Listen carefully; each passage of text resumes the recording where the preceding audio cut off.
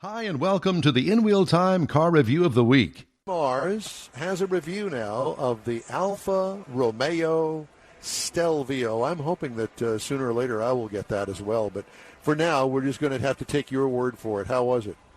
Well, let me lay this out on you. Please. 2018 Alfa Romeo Stelvio TI Sport all-wheel drive. Okay. It's a mouthful. So what this really is, the compact luxury SUV, which to me is more like a CUV, but it's classified as an SUV, and you can actually get it.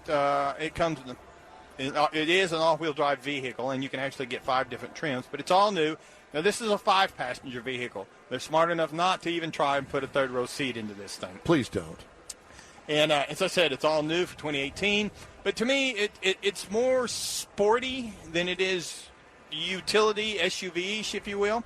Got a nice long hood line. It's got a very upsweeping belt line on it that gives it kind of a performance look, but it's still a utility vehicle. It's a hot Italian. That it is. It is definitely that.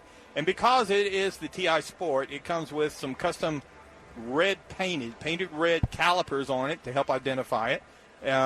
It's also got some black roof rails, black window molding, so it's got a nice blacked out look to it that kind of contributes to that performance look. Got a dual pane sunroof. I'm sure you would appreciate that. That way you can get sunburn even in the back seat. Throw that away. Now, because we are in the TI Sport, we're on some special sport wheels. They're aluminum, 20 by 8.5 inch. Standard wheels on the vehicle is a 19 by 8. So it's got some nice broad footprint on it. And what I really liked about it was the sport CUV look. I didn't really look at it like an SUV, but I considered it more of a CUV. Now, because when I got into the inside of it, it had the nice sport leather seats. They were heated up in the front. Had a nice 7-inch TFT cluster screen. We used to call it a gauge pod, but now it's a TFT cluster screen. It's a cluster, all right. It's a cluster. Where you can program it to be whatever the driver wants it to be. And then over to the side of that, we had a nice 8.8-inch touchscreen, which is kind of big for a compact utility vehicle. And that's where you reached all your climate controls, your audio systems, everything. The back seat was a 60/40 folding. It also had a pass-through, so if you just wanted to pass something a little bit long through it.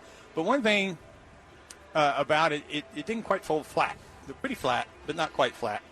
So when you're sliding things in, you just got to be aware of that. It also has multiple USB charge points. A lot of people have gotten away where they don't put all the USB charging in it, particularly in the back seat for the kids and things. But they've got plenty in there, tons of safety features, as you would expect from a luxury-type vehicle. Now, under the hood, right now, the vehicle comes with a 2.0-liter Turbo 4. Produces 280 horsepower. That's stout. 306 pound-feet of torque. Starts around 2,000 RPM, so it's got a lot of low-end power band to it.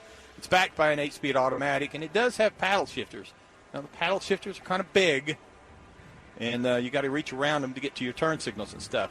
The interesting thing I found doing the research is they have coming, it's not here yet, maybe by the time you get it, a twin-turbo V6 505 horsepower. I don't want it.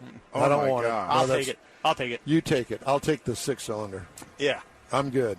But it's got plenty of power, particularly with the 8-speed. It will tow 3,000 pounds the way it comes equipped with the all-wheel drive.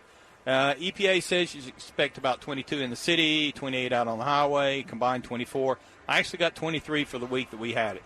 It's got a very nice performance feel when you're out on the road. Alfa Romeo says 0 to 60 in 5.4 seconds. I can't validate that. So anyway, as I said, it's got a nice sports-tuned suspension, and it's got a really good weight balance. They say it's split between a 50-50 with rear bias on it. So with the all-wheel drive, it gets a nice performance feel to it. The only place I felt a little weak on that was the braking. To me, sometimes I wanted to hammer the brakes a little bit harder than I thought I should have to. But other than that, it's a great driving vehicle. If you're looking for something to compare it to, you should be looking at the Audi Q5 that's going to start about $41,500. BMW X3, $42,650. Mercedes-Benz GLC class is going to start you at about $40,050. A base Alfa Romeo Stelvio will start at $41,995. Our test vehicle started at a base of $43,995, and as tested, MSRP is $53,640. So if you're looking for a hot little Italian number, this is one of them you ought to be looking at.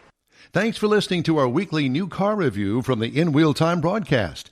Be sure to join us live, where you'll also hear reviews like this, along with automotive news, car features, and automotive guests every Saturday morning, 9 to 11, on SportsMap 94.1 FM in Houston and on Facebook. And be sure to check out our website, too, inwheeltime.com.